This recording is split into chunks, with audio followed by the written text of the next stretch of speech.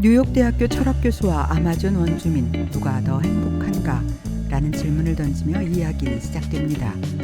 우화소설이라는 정의에 걸맞게 여기에는 극도의 이상성으로 설정된 어느 원주민 마을이 등장합니다.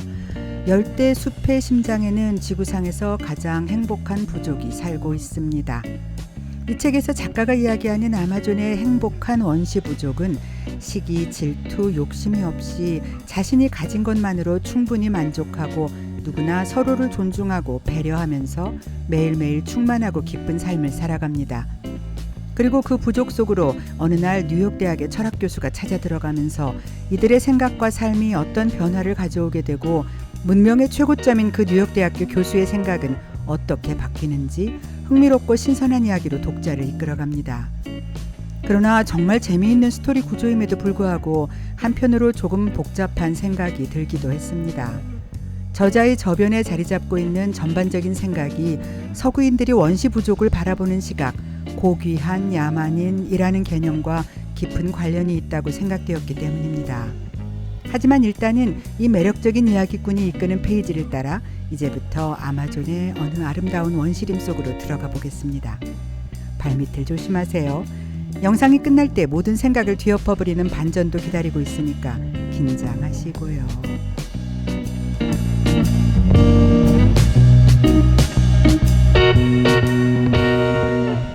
열대 숲의 심장에는 지구상에서 가장 행복한 부족이 살고 있다. 그러던 어느 날 평화롭기만 하던 마을에 젊은 철학자가 예고 없이 찾아든다. 바로 뉴욕대학교의 철학교수인 빅터. 그는 많은 이들이 선망하는 안정적인 직업과 부를 지닌 데다 철학자답게 동서고금의 찬란한 정신적 유산을 섭렵한 지식의 소유자이다. 그런 그에게 갑작스러운 불행이 닥친다. 문명과 동떨어진 원주민들의 삶을 취재하기 위해 아마존 밀림으로 여행을 떠난 그의 아내가 원주민 의식의 희생양이 되어 싸늘한 죽음으로 돌아온 것이다. 충격을 받은 빅터는 대학에 사표를 내고 행복에 대해서라면 아는 것이 없지만 불행에 대해서라면 백과사전이라도 쓸 수 있다라는 유언과도 같은 말을 남긴 채 복수를 위해 아마존 밀림으로 떠난다.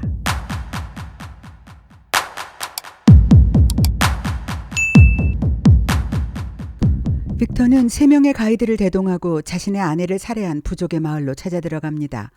빅터가 아내의 복수를 위해 이 먼 아마존까지 찾아왔다는 것을 알게 된 가이드 크라쿠스 일당은 자신들이 게릴라 전투에서 활약했던 대로라면 삽시간에 이 부족 전체를 몰살시킬 수도 있다고 자신만만하게 말합니다. 빅터 아내의 시신을 운반해온 사람이 바로 그 가이드들이었기 때문에 빅터가 굳이 그들을 고용했던 것이고 그들 또한 돈 많아 보이는 미국인 빅터에게서 큰 돈을 받아내기 위해서는 최대한 빅터의 복수를 돕는 것이 필요하다고 생각했던 것이지요. 그러나 빅터는 그 원주민들을 단번에 몰살시키는 것은 자신이 원하는 복수가 아니라고 말합니다. 원주민들이 원래부터 가지고 있는 자연과의 어울림, 스스로 만족하고 기쁨을 느끼는 삶의 균형을 무너뜨려서 그들 모두를 지금껏 느껴본 적 없는 불만족과 타인과의 비교, 욕심과 개인주의적 사고 속으로 빠져들게 함으로써 더 이상은 자신들이 전혀 행복하지 않다고 불평하고 두려움과 욕망만이 가득한 불행한 사람들이 되도록 하는 것이 최고의 복수라고 빅터는 생각합니다.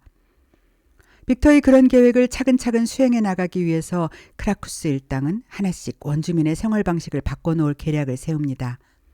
그들은 매일 저녁 원주민들을 모아놓고 새로운 소식을 전하는 것으로부터 시작합니다.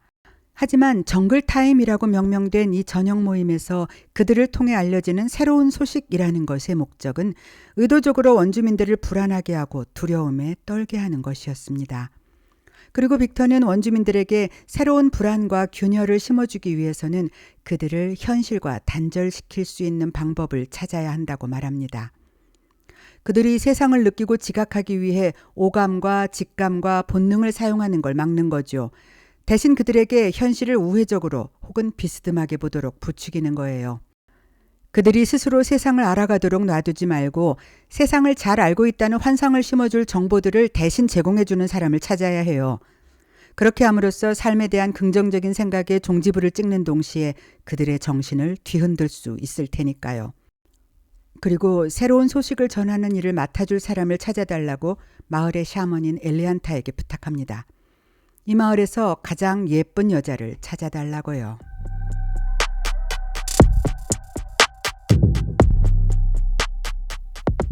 서구인들이 원시 부족을 바라보는 시각, 특히 그들이 더 순수하고 행복할 것이라는 생각은 서구 사회 내부에서 만들어진 복잡한 관념일 가능성이 매우 높습니다. 이것은 고귀한 야만인이라는 개념과 깊은 관련이 있습니다. 서구인들이 만들어낸 환상인 고귀한 야만인. 이 환상은 문명에 물들지 않은 자연 상태의 인간이 더 순수하고 이타적이며 평화롭고 행복하게 살아간다는 생각입니다. 유럽 사회가 산업화 도시와 끊임없는 전쟁, 사회적 불평등 등으로 많은 문제점을 겪고 있는 동안 그곳의 지식인들은 이러한 문명의 폐해를 비판하기 위한 거울로서 자연 그대로의 인간이라는 이상적인 이미지를 만들어냈습니다. 즉 원시 부족의 삶을 자신들이 잃어버렸다고 생각하는 순수함과 자유의 상징으로 여긴 것입니다. 문명화된 사회의 복잡함과 인위적인 규범에서 벗어나 자연과 조화를 이루며 사는 낭만주의적인 삶을 동경하게 된 서구인들의 입장에서 원시 부족의 삶을 있는 그대로 이해하려는 노력보다 서구인 자신의 불안과 욕망을 투영한 결과물로 바라보게 되었다는 것이지요. 그런 면에서 원시 부족에 대한 저자의 기본 출발점 자체에 제 입장에서 약간의 거부감을 갖게 되었던 것이 사실입니다. 하지만 그건 그렇고 이러한 복잡한 사회적 사고의 방향은 일단 잠시 덮어놓고 작가의 재미있는 이야기 속으로 더 들어가 보려 합니다. 그럼에도 불구하고 이야기를 통해 작가가 전하고자 하는 것들은 충분히 매력적이니까요. 새 소식을 전해줄 메신저로 부족 중에서 가장 아름다운 여인을 데려오라는 크라쿠스의 요청에 부족의 샤먼 엘리안타는 혼란에 빠집니다. 지금까지 누가 누구보다 더 아름답다는 비교 자체를 해보지 않은 채 살아왔거든요. 결국 그녀가 데려온 사람은 아주 늙은 할머니입니다. 세상에 이렇게 말도 안 되는 일이. 크라쿠스는 분노를 감추기 위해 이를 앙다물었다. 모든 사람들의 시선을 집중시키고 그들의 주의를 완전히 사로잡기 위해 가장 아름다운 여자를 뽑아달라고 했건만. 당신이 왜 화를 내는지 모르겠어요. 엘리안타가 그에게 다가서며 말했다. 이 여인은 완벽한 아름다움을 가지고 있어요. 그녀는 가장 순수한 영혼을 가진 여인이에요. 이러한 엘리안타의 생각은 이전에 크라쿠스 일행이 부족의 불화를 만들기 위해 시도했다가 번번이 실패한 여러 건의 일들과도 연관이 있습니다. 깨끗이 빨아서 널어놓은 빨래에 일부러 흙덩이를 문대놓고 그것을 발견한 부족의 여인이 당연히 화를 낼 것이라고 생각했지만 그녀는 아무 말 없이 웃으며 그 옷을 다시 깨끗한 물로 빨아 널었다. 크라쿠스가 그녀를 어떻게든 부정적인 생각으로 몰아가려고 어떤 못된 놈이 이렇게 당신을 귀찮게 하다니 라고 부추겼지만 그녀는 싱그러운 미소를 지으며 이렇게 말할 뿐이었다. 내 빨래의 얼룩은 벌써 한참 전에 다 지워졌는데 당신의 머릿속에서는 아직 안 지워졌나 보군요. 사냥을 나가기 전날 밤 몰래 가장 멋진 활을 못쓰게 만들어 놓고 그들이 사냥에서 돌아올 때 크라쿠스가 말했다. 자네 활이 부러졌다는 이야기를 들었네. 정말 훌륭한 활이었는데 자네에겐 무척 아쉬운 일이었겠어. 그러자 남자는 놀란 듯이 동그랗게 눈을 뜨고 크라쿠스를 바라보았다. 지금 무슨 이야기를 하고 있는 거예요? 내겐 활이 없어요. 어제 자네가 활을 갖고 있는 걸 봤는데 아주 멋지고 훌륭한 활을 갖고 있던 걸. 네, 어제는 갖고 있었죠. 하지만 오늘은 없어요. 그 활은 이제 존재하지 않아요. 존재하지도 않는 물건을 갖고 내가 왜 속상해해야 되죠?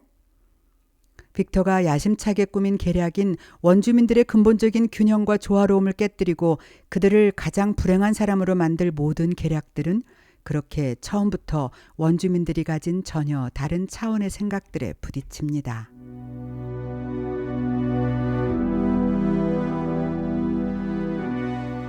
그러나 그렇게 완벽하게 조화로운 마음의 안정을 가지고 살아가던 원주민들도 빅터와 크라쿠스 일당이 차근차근 꾸며내는 불신과 탐욕의 프로그램 속에서 조금씩 무너지고 바뀌어 갑니다.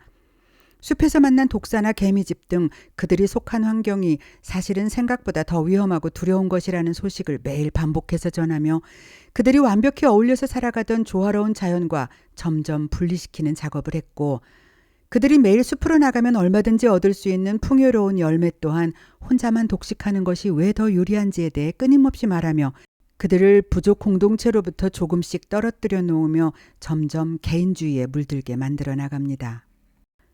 이 과정에서 결정적으로 그들에게 이전에 없었던 화폐의 개념을 끌어들이고 부족끼리의 직접 접촉을 최대한 막으면서 그 대신 마을의 아이들을 통해 메신저 형태의 소식만을 받아들이도록 유도합니다. 면역력이 약한 부족들에게 일부러 감기 바이러스를 퍼뜨리고 그것을 치료해주면서 영험한 샤먼으로 칭송받기 시작한 일당이 나쁜 병이 퍼져나가지 않게 하기 위해서는 서로 간의 직접 접촉이 위험하다고 두려움을 키워버렸기 때문에 일련의 작전은 꽤 순조롭게 진행되었던 것이지요. 아이들이 종을 들고 다니면서 부족민들 사이에 전달해야 할 메시지를 다른 집을 찾아가 대신 전달하고 그 대가로 쿠프 열매를 받습니다. 그리고 점점 마을의 모든 원주민들은 쿠프 열매의 교환 가치를 깨닫고 누구나 할 것 없이 열매를 모아 챙기기 시작합니다. 인간적인 접촉이 사라진 환경에서 자연스럽게 등장한 메신저의 역할과 화폐를 통한 부의 축적, 그리고 그 과정에서 자연스럽게 가지는 욕심과 남과의 비교, 더 나은 것을 갖기 위한 열망. 이 과정 모두가 저자가 동화 같은 설정 속에서 진정으로 표현하고 싶었던 그림이었을 거라고 생각합니다.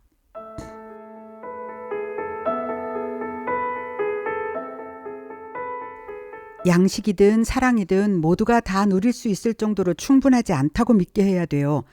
인생은 개인이 싸워서 얻어야 하는 전쟁이고 그 전쟁에서는 가장 뛰어난 사람만이 살아남을 수 있으며 그런 사람들만이 행복해질 수 있다고 믿게 하는 거죠.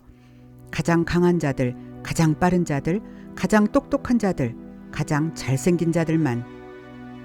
그리고 이 과업을 위해 어린아이들을 먼저 이용해야 하는 이유에 대해 지식인이자 철학자인 빅터는 이렇게 말합니다. 그래서 생각했지. 아이들이 아주 어렸을 때부터 그들의 진짜 삶을 비껴서 살아가도록 가르치면 되겠구나 하고 말이야. 그들을 실제가 아닌 생각 속에서만 가두고 그 외의 차원에서는 아무것도 가르치지 않는 거지. 다른 차원이라는 게 뭔데? 자기 자신에게 만족하는 것, 자기 신체의 소리를 듣는 것, 자신을 이해하고 사랑하는 것, 다른 사람들과 소통하고 그것을 이해하며 그들로부터 존중받는 것. 한마디로 자신을 발전시키는 것을 말하는 거야. 그걸 못하게 막으면서 아이들로부터 모든 시간을 빼앗고 외워야 할 지식들을 과도하게 주입시키면서 항상 바쁘게 과제와 생각 속에만 빠져있게 만들어야 해. 그리고 그렇게 아이들이 뭔가를 실제로 부딪혀보고 진짜 세상과 직면해볼 시간 자체를 없애버린다면 아이들은 자라면서도 스스로의 균형을 찾아가지 못하게 될 테지. 그렇게 해서 원주민들의 자신감과 자부심을 원천적으로 싹을 잘라야 해. 우리에게는 너무나 익숙한 이런 환경. 여러분은 어떻게 생각하시나요? 작가가 원주민의 생각과 행동을 바꿔놓겠다고 그들을 완벽한 조화로움으로부터 무너뜨려서 불행의 씨앗을 스스로 키우도록 하겠다고 나열한 이 일련의 과정과 그 근본에 대한 생각은 누가 들어도 현대의 우리가 너무나 당연하게 겪어가고 있는 모습입니다.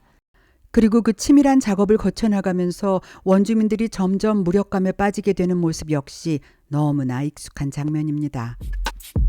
저녁마다 다 같이 모여 새 소식을 듣는 정글타임은 어떤 이들의 개인적인 업적, 평범한 사람들은 따라갈 수 없는 공적들을 부풀려 광고하곤 했다.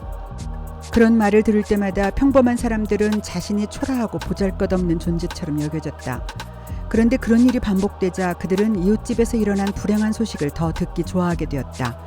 그런 소식을 들으면 다른 사람들이 자기들보다 더 불행한 것 같아서 자신들의 고민스러운 문제들이 오히려 가볍게 여겨졌기 때문이다. 그러면서 빅터와 크라쿠스 일당은 점점 더 원주민들의 평온한 상태를 흔들어 놓고 패배의 치욕감만 느끼도록 만듭니다. 그렇게 되면 자신을 아무짝에도 쓸모없는 존재로 느끼면서 낙담을 하게 되거든. 우리로선 더할 나위 없이 손쉽게 목표를 이루는 셈이야. 그러나 후반부에 이르러서 부족의 샤먼인 엘리안타는 자신들이 뭔가 단단히 잘못되어 가고 있다는 것을 깨닫습니다. 이 시점에 마을의 이야기꾼인 현명한 노인이 마을 사람들을 모아놓고 이야기를 합니다. 작은 아르마딜로와 외가리의 이야기였지요. 내가 그것들을 얻기 위해서 얼마나 힘든 시간을 보냈는데요. 자기가 가진 것을 포기해야 행복해진다는 말에 아르마딜로가 깜짝 놀라서 말합니다. 힘든 시간을 보냈다고? 외가리도 깜짝 놀라서 묻습니다. 행복하기를 바란다면서 무엇 때문에 그렇게 힘든 시간을 보낸 거니? 그리고 외가리는 행복해지는 비밀에 대해 말합니다. 아름다움은 얼마든지 찾을 수 있는 거야. 곳곳에 세상의 아름다움이 숨어 있지만 지금까지는 내가 바빠서 그런 것들을 돌볼 틈이 없었기 때문에 못 본 것뿐이야. 넌 그동안 환상을 쫓아다니느라 너무나 바빴어. 그러니 내가 애써서 모은 것들을 본래 자리에 있던 그대로 갖다 두는 게 어떻겠어? 이젠 그런 것들이 아무 가치가 없다는 것을 알았으니까 말이야. 결국 복수의 분노에 차 있던 빅터도 원주민들이 가진 생각과 그동안의 평화로움을 해쳐서는 안 될 것임을 깨닫고 일행에게 계획을 취소하고 그만 돌아가자고 말합니다. 그러나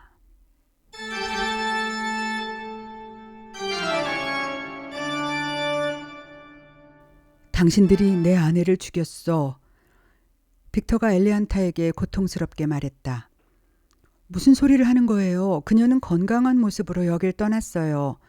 빅터, 내 말을 못 믿겠으면 크라쿠스에게 직접 물어봐요. 빅터는 침을 삼켰다. 갑자기 모든 것이 다 무너져 내리는 것 같았다. 세상에, 엘리안타. 결국 빅터는 자신을 아마존 정글까지 오게 한 복수와 분노의 원인이 전혀 잘못된 것에서부터 출발했음을 알고 괴로워합니다. 그를 이곳까지 안내했던, 그리고 처참한 모습으로 죽은 그의 아내의 죽음을 직접 발견했노라고 말하며 빅터의 분노를 부추겼던 크라쿠스가 사실은 아내를 죽게 한 범인임을 알게 된 다음 빅터는 비로소 자신의 이전 모든 집착에서 벗어날 수 있게 됩니다. 그리고 엘리안타를 통해 자연과 조화하는 새로운 자신의 모습을 만나며 이야기는 끝이 납니다. 나는 라디오 시사 프로그램을 자주 듣는다. 어느 날 고속도로에서 일어난 연쇄 추돌 사고에 대해 듣게 되었다. 사고가 있던 날은 눈앞이 보이지 않을 정도로 안개가 자욱했지만 그럼에도 불구하고 운전자들은 여느 때와 마찬가지로 시속 120km로 달리고 있었다. 나는 그 사고가 우리 사회를 완벽하게 보여주는 단면이라 여겼고 그것을 계기로 이 소설을 쓰게 되었다. 앞이 보이지 않는 고속도로를 시속 120km로 달리는 현대인들. 그들은 우리 모두는 무엇을 위해 무엇을 바라보며 지금도 이토록 달리고 있는 것일까요?